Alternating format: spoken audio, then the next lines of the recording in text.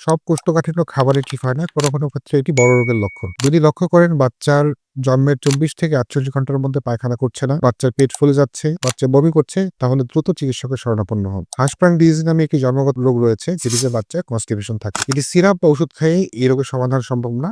এটির জন্য সার্জারি প্রয়োজন। আমাদের মধ্যে অনেকগুলো প্রচলিত মিথ রয়েছে। যেমন অনেকে মনে করে গরুর দুধ খাওয়ালে বাচ্চার পায়খানা নরম হয় বা কনস্টিপেশনের সমাধান হয়।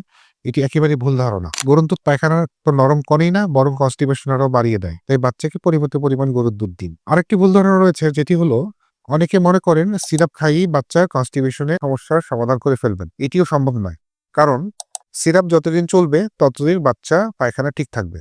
যখনই সিরাপ বন্ধ করে ফেলবেন তখনই দেখা যাবে বাচ্চার কনস্টিপেশন আবার ফেরত আসছে। তাই সিরাপের পাশাপাশি জীবনধারার পরিবর্তন বা খাদ্যাভ্যাসের পরিবর্তনের মাধ্যমে কনস্টিপেশনের সমাধান সম্ভব। আরেকটি ভুল ধারণা রয়েছে, যেটি হলো কনস্টিপেশন হলে অনেকেই বাচ্চার পায়খানার রাস্তায় আঙ্গুল ঢুকিয়ে পায়খানাগুলো বের করে ফেলেন বা সাবানের পানি দেন। এটি অত্যন্ত বিপজ্জনক। এতে বাচ্চার পায়খানার রাস্তার একটি পার্মানেন্ট ক্ষত হতে পারে। তাই বাচ্চার যদি কনস্টিপেশন বা এই ধরনের কোনো সমস্যা থাকে তাহলে আপনারা দ্রুত একজন চিকিৎসকের শরণাপন্ন হন।